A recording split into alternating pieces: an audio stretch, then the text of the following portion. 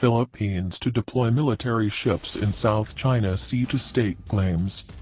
Philippine President Rodrigo Duterte said he is willing to deploy military ships to the South China Sea to assert the country's claim over oil deposits in a contested part of the waterway. Duterte, who has embraced China since taking power in 2016, has faced growing domestic criticism for his reluctance to confront Beijing over its activities in Philippine-claimed waters.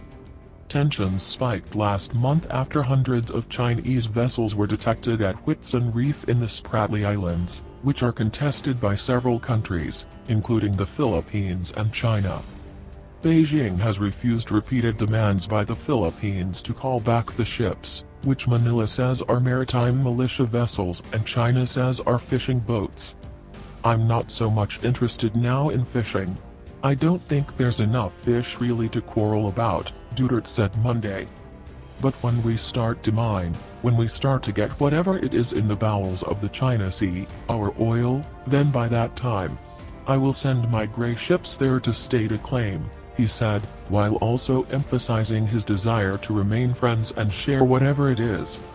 Duterte spoke the day after top military leadership rejected a rumor that a social media group involving members of the armed forces had demanded the president denounce China or they would no longer support him as their commander-in-chief. Beijing asserts sovereignty over almost all of the waterway, which is believed to hold rich deposits of natural resources. In 2016, a UN-backed tribunal rejected its claims. Beijing has ignored the ruling. Duterte has repeatedly said conflict with China would be futile, and on Monday warned of bloodshed if the Philippines tried to take back the waters. Renewed tension in the region has alarmed several countries.